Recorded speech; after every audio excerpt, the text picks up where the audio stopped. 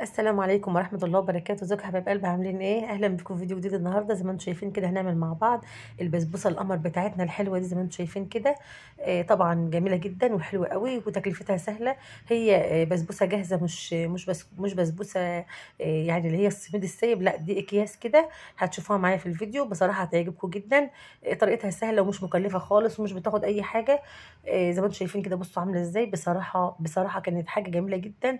هي طبعا يعني من الحلوى السريعه اللي لو اي حد حب يعملها بسرعه كده بسهوله هيعملها على طول ما شاء الله، وتطلع معاه جميله جدا. لو انت عايزاها متماسكه كده هتعرفي برضو انا عملتها ازاي. لو عايزاها تبقى يعني طريه كده او مثلا تبقى دايبه كده وانت بتشيليها، برضو هعرفك في الفيديو هتعمليها ازاي.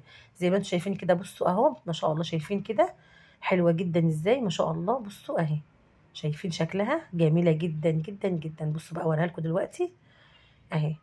طبعا اللي فيها ده هتشوفوا دلوقتي ده زبيب يا جماعه، انا حاطه فيها زبيب مش حاطه يعني. بصوا هو اللي عامل فيها كده اهو، شايفين النقط السمراء دي زبيب. بصوا جميله قوي قوي قوي، حلوه جميله جميله جميله. شايفين كده اهي، حلوه قوي.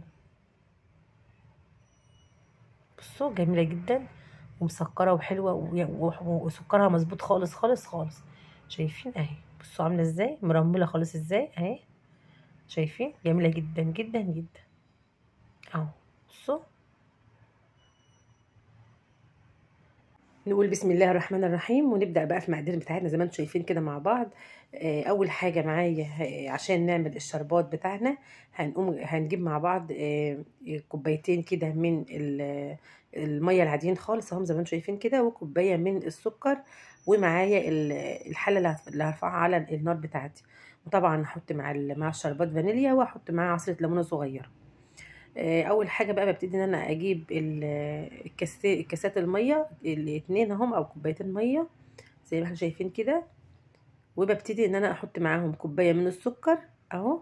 وده بقى الشربات او العسل اللي احنا هنحط فيه. وكده انا اخدته بقى رفعته على النار.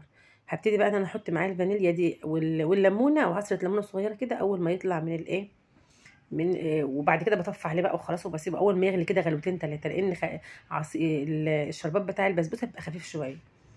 طبعا زي ما انتم شايفين كده قلت لكم الكيس بتاع البسبوسه دي كيس جاهزه كانت عندي.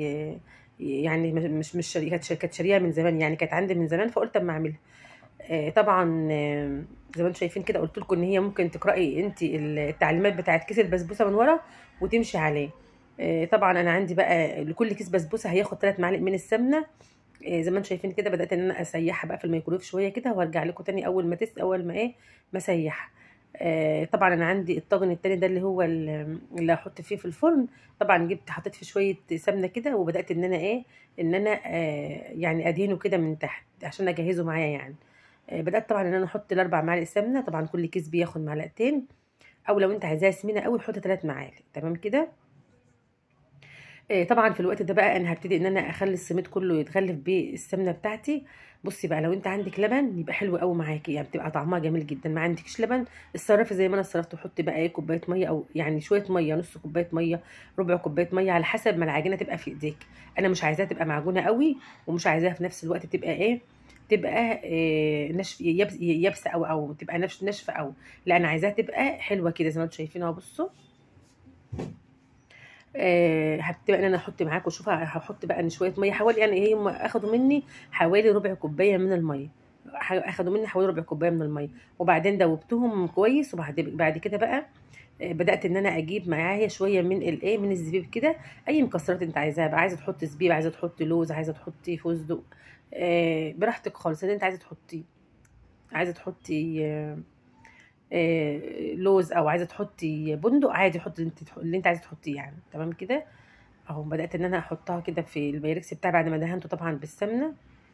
وبدات ان انا ان انا اضغط عليها كويس كده، وببل ايديا بقى بميه كده عشان وشها ما يطلعش من الفرن ناشف تمام. اي بسبوسه عندي، البسبوسه السايبه او بسبوسه الاكياس، انا بحط زي ما انتم شايفين كده اهو. بحط لها بس شويه ميه كده على الوش، ببل ايدي بس ميه كده وبحطها عليه عشان الوش بتاعها يطلع طري كده وما يبقاش ناشف ومش حلو تمام. زي ما انتم شايفين كده اهو، خبزتها كويس جدا كبستها جامد خالص زي ما انتم شايفين كده. هبتدي بقى اجيب شويه ميه كده في ايدي، وابتدي ان انا احطها على اهو. كل شويه بقى احط شويه ميه صغيرين كده اهو، وابتدي ان انا ايه ادهن الوش بتاعها كده زي ما احنا شايفين اهو. طبعا انا بشكر كل اخواتي وحبايبي اللي دخلوا القناه بتاعتي جديد، بجد يا جماعه انتوا كلكم يعني بقيتوا اصحابي واخواتي وكل حاجه حلوه ليا، ربنا يخليكم ليا يا رب. وشكرا على الكومنتات الحلوه جدا اللي انتوا تكتبوها لي، ما تحرمش منكم جدا. اخت ام عبد الله وكل، بص انا مش عايزه انسى اي حد، كلهم على دماغي والله، ربنا يحفظكم يا رب اللهم امين. زي ما انتم شايفين كده بقى، بدات ان انا ايه ان انا مش بنزل لتحت يا جماعه، انا بس بفرغ الوش بتاعها كده عشان ما تقبش وتعيش، تمام كده يعني بتدي حاجه بسيطه خالص كده من وش.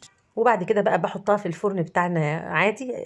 بعد كده الشربات بتاعنا بيبقى دافي، وهي طالعه برده بتبقى طالعه من الفرن سخنه، وبحط عليها الشربات. للاسف المقطع ده اتحذف مني وانا بعمله. بس الشربات طول ما تحط شربات كل ما هتلاقي البسبوسه بتاعتك بتشرب الشربات، تعرفي ان هي بسبوسه ناجحه جدا. طبعا انا بقى بحبها تبقى ايه قطع كده، مش بحبها تكون يعني تكون نهريه كده. طبعا عشان تبقى قطع فانت ما بتكترلهاش الايه الشربات بتاعها كتير قوي، بتخلي الشربات بتاعها يعني عشان انا عايزاها مش مسكره قوي، تبقى مظبوطه كده. بصراحه كانت جميله جدا يا جماعه، وحلوه قوي قوي قوي. هوريها لكم دلوقتي تشوفوا شكلها عامل ازاي بقى من جوه، جميله جدا جدا اهي، هتشوفوها دلوقتي معانا. بصوا اهي، هبتدي ان انا اطلعها لكم بقى تشوفوها. بس بصراحه تحفه يا جماعه، تحفه تحفه تحفه. بصي بقى شكلها عامل ازاي، شايفين اهو، جميله قوي قوي قوي. بصوا اللون اللي فيها ده يا جماعه، قلت لكم ان هو زبيب اهو. بصوا ان انا حاطط فيها شويه من الزبيب كده اهو، شايفين بصراحه جميله جدا، حلوه قوي قوي. طبعا لسه سخنه، شايفين البخار طالع منها وسخنه ومتماسكه وجميله ازاي، شايفين ما شاء الله اهي، شايفه اهي. لو انت مش عايزاها مرمله كده، زودي لها انت بقى ايه السكر بتاعها شويه، يعني زودي الشربات بتاعها شويه. زي ما انتم شايفين كده جميله جدا اهي. بصوا عامله ازاي وحلوه قوي قوي. لو عجبكم الفيديو ما تنسوش في اللايك والشير، والسلام عليكم ورحمه الله وبركاته.